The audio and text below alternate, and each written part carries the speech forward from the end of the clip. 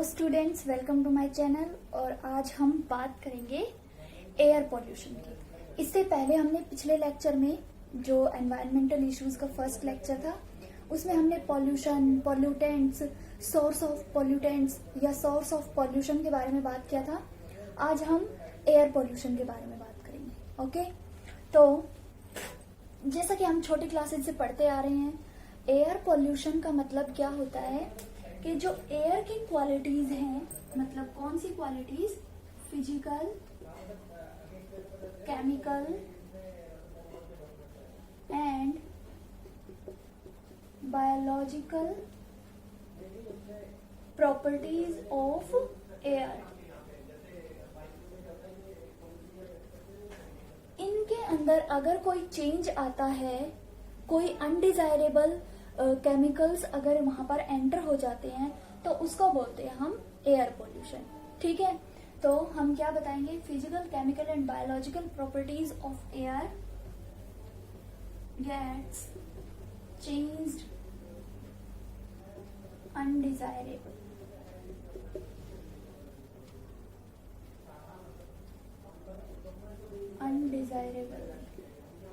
Okay. मतलब क्या होगा, अगर एयर के अंदर कोई अनवांटेड सब्सटेंसेस ऐड होते हैं जिसकी वजह से उस एयर की फिजिकल, केमिकल और बायोलॉजिकल प्रॉपर्टी चेंज हो जाए तो उसको हम बोलते हैं एयर पोल्यूशन।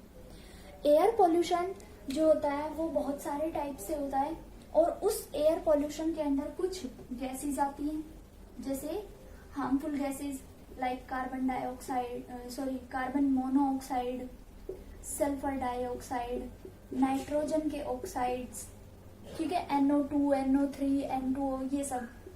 ठीक है, उसके बाद पार्टिकुलेट मैटर, ये सब अगर ऐड हो रहे हैं, क्लोरोफ्लोरोकार्बन, ये सब जो होंगे वो क्या करेंगे, एयर को पॉल्यूट करेंगे। Got it. तो हमें क्या चाहिए कि जो भी पॉल्यूटेंट्स हैं उनको हमें रिमूव करना है। ठीक है, हमने बहुत सारी एक्टिविटीज पढ़ी हैं अब तक छोटी क्लासेस में। हम कहते हैं कि हमें ज्यादा से ज्यादा पेड़ लगाने चाहिए, वो सब छोटे लेवल की बातें हैं। अब हम अपने स्टैंडर्ड की बात करेंगे, 12th स्टैंडर्ड की। तो जैसे ही भाई जो पार्टिकुलेट मैटर होते हैं उनमें अलग अलग साइज के पार्टिकल्स होते हैं। तो जो central pollution control board, CPCB, इसकी फुल फॉर्म है सेंट्रल पॉल्यूशन कंट्रोल बोर्ड। तो जो सेंट्रल पॉल्यूशन कंट्रोल बोर्ड है उन्होंने क्या बताया है कि जो पार्टिकल्स, जिन पार्टिकल्स का जो साइज होगा अगर वो 2.5 माइक्रोमीटर से कम है, 2.5 माइक्रोमीटर से कम साइज वाले, ये जो पार्टिकल्स होंगे, ये जो पार्टिकुलेट मैटर होंगे, ये सबसे ज्यादा हमारी हेल्थ को अफेक्ट करते हैं। मतलब हमारा जो रेस्पिरेटरी सिस्टम है उसको अफेक्ट करते हैं। इसलिए सबसे ज्यादा हार्मफुल यही वाले होते हैं, सॉरी ये वाले जो 2.5 माइक्रोमीटर से कम साइज वाले होते हैं। 2.5 माइक्रोमीटर वाले या 2.5 माइक्रोमीटर से ऊपर वाले उनको रिमूव करना इजी होता है, लेकिन जो छोटे वाले होते हैं उनको रिमूव करना एक बहुत ही हेक्टिक प्रोसेस होती है। ठीक है, तो सेंट्रल पॉल्यूशन कंट्रोल बोर्ड ने इन वाले पार्टिकल्स को सबसे ज्यादा डेंजरस बताया है ह्यूमन हेल्थ के लिए। ठीक है, अब क्या है, हमें पॉल्यूशन को कंट्रोल करना है।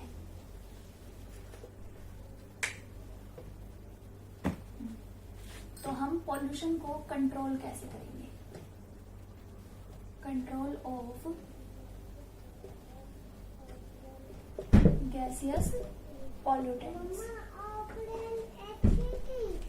हाँ, तो जो गैसेस पॉल्यूटेंट्स होंगे उनको कंट्रोल करने के लिए हम क्या करते हैं, कुछ हमने मेथड्स यूज कर रखे हैं जो कि बड़े बड़े इंडस्ट्रियल मतलब स्केल पर होंगे।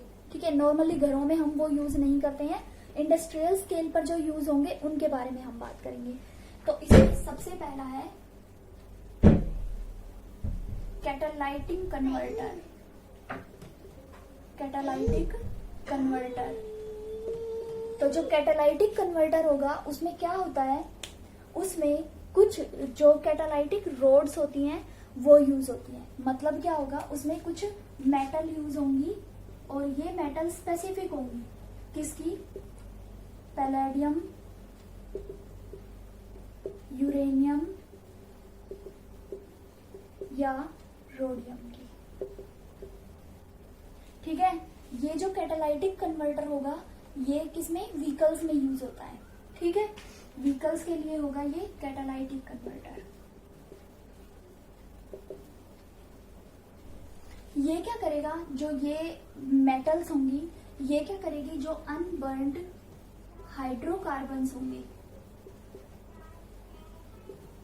जो अनबर्न्ड हाइड्रोकार्बन्स होंगे उनको ये कार्बन डाइऑक्साइड और वाटर में कन्वर्ट कर देगा। मतलब जब डीजल या पेट्रोल बर्न हो रहा है तो उससे जो अनबर्न्ड हाइड्रोकार्बन जो रिलीज होंगे वो पहले कैटालाइटिक कन्वर्टर के अंदर जाएंगे, वहां पर जाकर वो कार्बन डाइऑक्साइड और वाटर में चेंज हो जाएंगे। भाई कार्बन डाइऑक्साइड जो है वो लेस हार्मफुल है हाइड्रोकार्बन्स की कंपैरिजन में। नेक्स्ट है, अगर कार्बन मोनोऑक्साइड है तो उसको कार्बन डाइऑक्साइड में चेंज कर देगा। या फिर इसके अलावा जो नाइट्रोजन के ऑक्साइड्स हैं, यहाँ पर मैं X इसलिए लिख रही हूँ, NO2 भी हो सकता है, NO3 भी हो सकता है। तो जो नाइट्रोजन के ऑक्साइड्स होंगे उनको नाइट्रोजन गैस में कन्वर्ट कर देगा। मतलब जो भी मोर हार्मफुल चीजें जो होंगी उनको लेस हार्मफुल में कन्वर्ट कर देगा, ताकि एनवायरनमेंट को कोई भी बैड अफेक्ट या एडवर्स अफेक्ट हमारा एनवायरनमेंट ना हो। ठीक है, ये कैटालाइटिक कन्वर्टर व्हीकल्स के अंदर लगा होता है। तो जब भी व्हीकल्स के अंदर कैटालाइटिक कन्वर्टर होता है तो उसमें क्या है कि हमें लेड फ्री पेट्रोल को यूज करना होता है। ये यहाँ पर एक इम्पॉर्टेंट बात है कि यहाँ जो व्हीकल्स के ओनर होते हैं उनको लेड फ्री पेट्रोल रिकमेंड क्यों करते हैं वो क्यों करते हैं, क्योंकि लेड फ्री पेट्रोल जो होता है उसके अंदर लेड नहीं होता। लेड अगर होगा तो वो इन मेटल्स को क्या कर देगा, इनएक्टिवेट कर देगा और हमारा कैटालाइटिक कन्वर्टर जो होगा वो खराब हो जाएगा। ठीक है, तो हमेशा जो व्हीकल्स के ओनर हैं जिन्होंने कैटालाइटिक कन्वर्टर लगा रखा है वो क्या करेंगे, लेड फ्री पेट्रोल को यूज करेंगे। ठीक है, क्लियर है। इसके बाद है जो इंडस्ट्रियल स्केल पर पॉल्यूशन कंट्रोल के लिए क्या क्या यूज किया जाएगा। तो इसमें सबसे पहला है स्क्रबर। स्क्रबर के अंदर मेनली सल्फर डाइऑक्साइड गैस को रिमूव किया जाता है। ठीक है, इसका डायग्राम जो है वो आपकी एनसीईआरटी में दे रखा है स्क्रबर का। तो स्क्रबर में क्या होता है कि जो भी आपकी पॉल्यूटेड एयर होगी, मतलब डर्टी जो गैस होगी उसको एंटर करवाया जाएगा उस स्क्रबर के अंदर। ये स्क्रबर है, कुछ ऐसा बना रखा है। ठीक है, तो यहां से क्या होगा, आपकी जो एयर होगी पॉल्यूटेड एयर वो एंटर करेगी यहां से। इसके बाद यहां पर क्या होगा, ऊपर से लाइम स्प्रे किया जाएगा, लाइम वाटर स्प्रे किया जाएगा। तो जितने भी हार्मफुल केमिकल्स होंगे वो सेटल हो जाएंगे, नीचे सेटल हो जाएंगे। बाकी जो गैस होगी वो रिलीज कर ली जाएगी आफ्टर ट्रीटमेंट। ठीक है, तो इसमें क्या होता है, अब इस नॉर्मली इन पे क्वेश्चन नहीं आता, बस ये आ सकता है कि जो लाइम वाटर है वो क्यों स्प्रे किया जाता है। तो वो जो हैवी पार्टिकल्स होते हैं उनको सेटल डाउन करने के लिए। या फिर पूछ सकते हैं कि स्क्रबर जो होता है वो मेनली कौन से पॉल्यूटेंट को रिमूव करता है, तो वो सल्फर डाइऑक्साइड गैस को रिमूव करेगा। ठीक है, नेक्स्ट है इसमें दूसरा है इलेक्ट्रोस्टैटिक प्रेसिपिटेटर। इलेक्ट्रोस्टैटिक प्रेसिपिटेटर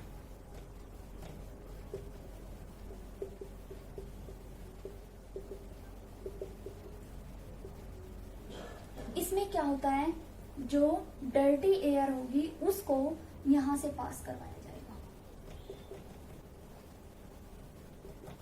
ठीक है, अब क्या होगा, ये डर्टी एयर है,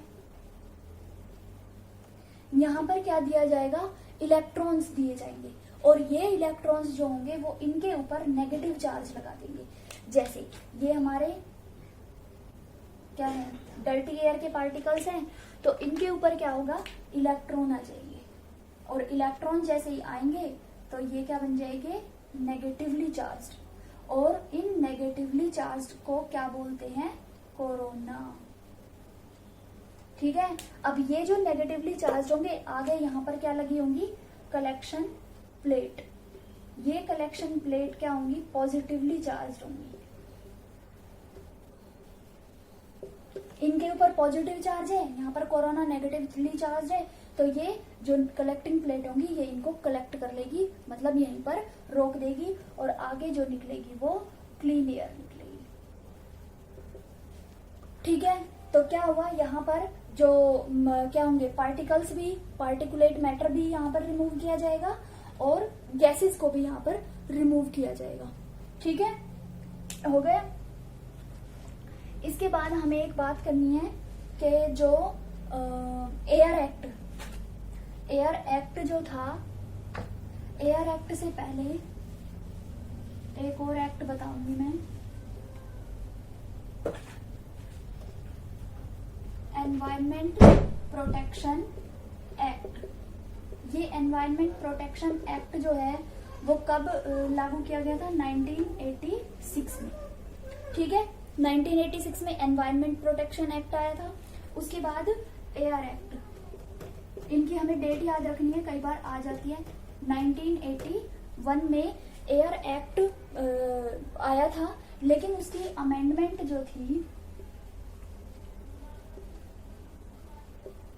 वो 87 में हुई, और जब इसकी अमेंडमेंट हुई तो इसके अंदर जो नॉइज पॉल्यूशन था उसको भी इंक्लूड किया गया। ठीक है, नॉइज पॉल्यूशन को इंक्लूड किया गया इसके अंदर, और ये बताया गया कि जो नॉइज पॉल्यूशन है उसकी जो मतलब ह्यूमन ईयर जो होगा उसकी कैपेसिटी कितनी होती है, और उसके आगे जो नॉइज पॉल्यूशन है वो कितने हर्ट्ज या कितने डेसिबल पर जो नॉइज पॉल्यूशन है वो होता है। ठीक है, तो नॉर्मली जब भी हमें कोई केस स्टडी करनी होती है तो किसी भी इशू पर केस स्टडी करते हैं, जो कि सबसे बेस्ट होता है। तो जब भी केस स्टडी हुई थी तो 1990 में हुई थी, और इसमें एयर पॉल्यूशन में सबसे पॉल्यूटेड सिटी 4th नंबर पर, 4th मोस्ट पॉल्यूटेड सिटी थी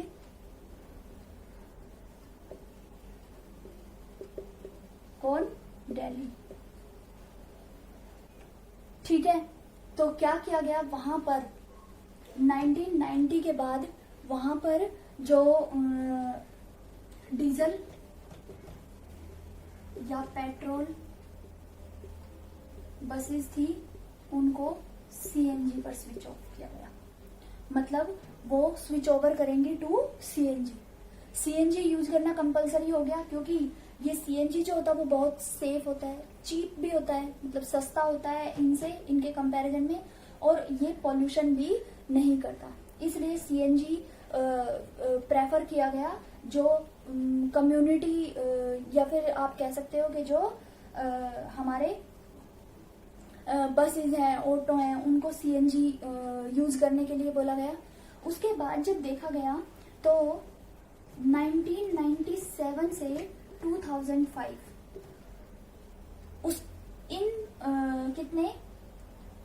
इन 8 साल के अंदर अंदर जो कार्बन डाइऑक्साइड और सल्फर डाइऑक्साइड का लेवल था वो डाउन चला गया था, मतलब सीएनजी जो है वो बहुत ज्यादा सेफ है as compare to petrol and diesel. ठीक है, तो जो एयर पॉल्यूशन है उसके अंदर जो 3-4 चीजें हैं मोटी मोटी वो यही है। एक तो हमें ये एक्ट ध्यान रखने हैं, कौन सा, एक तो एनवायरमेंट प्रोटेक्शन एक्ट है और एक एयर एक्ट है। एयर एक्ट 1981 में आया था और इसकी अमेंडमेंट 1987 में हुई थी, जिसके अंदर नॉइज पॉल्यूशन भी इंक्लूड किया गया, क्योंकि नॉइज पॉल्यूशन भी एक टाइप का एयर पॉल्यूशन है। ठीक है, वैसे हम उसको अलग से भी डिस्क्राइब कर देंगे, लेकिन वो जब एयर एक्ट आया था तो उसकी अमेंडमेंट के बाद नॉइज पॉल्यूशन को एयर पॉल्यूशन के साथ ही कनेक्ट कर दिया गया था। ठीक है, उसके बाद उससे पहले हमने क्या पढ़े थे, इलेक्ट्रोस्टैटिक प्रेसिपिटेटर और स्क्रबर और कैटालाइटिक कन्वर्टर। ठीक है, तो ये तीनों पॉइंट्स हमें, तीनों चीजें हमें याद रखनी है। नॉर्मली इन पे क्वेश्चन जो है वो इन एक्ट वगैरह इन पे आ सकता है, या फिर जो रॉड होती हैं किसमें, इलेक्ट्रोस्टैटिक प्रेसिपिटेटर में, उनके ऊपर क्वेश्चन आ सकता है कि कौन सी रोड्स होती है, या हमें लेड फ्री पेट्रोल क्यों यूज करना चाहिए, ये सब बातें एयर पोल्यूशन के बारे में। ठीक है, तो इसके बाद हम ये केस स्टडी कर लेना, दिल्ली की जो थी केस स्टडी है। वर्ल्ड के अंदर 44 मोस्ट पॉल्यूटेड सिटी थी 1998 में जो केस स्टडी की गई थी उसके अंदर, इस और उनमें 4th नंबर पर हमारी दिल्ली आती थी। उसके बाद वहां पर सीएनजी को यूज करना प्रेफर किया गया, जिसकी वजह से कार्बन डाइऑक्साइड और सल्फर डाइऑक्साइड का लेवल डाउन हो गया था। ठीक है, तो ये हमारा एयर पोल्यूशन था। इसके बाद हम वाटर पोल्यूशन के बारे में बात करेंगे। ओके, वीडियो अच्छी लगी है तो प्लीज लाइक कर देना, और चैनल को सब्सक्राइब नहीं किया है तो चैनल को सब्सक्राइब भी कर देना। Thank you.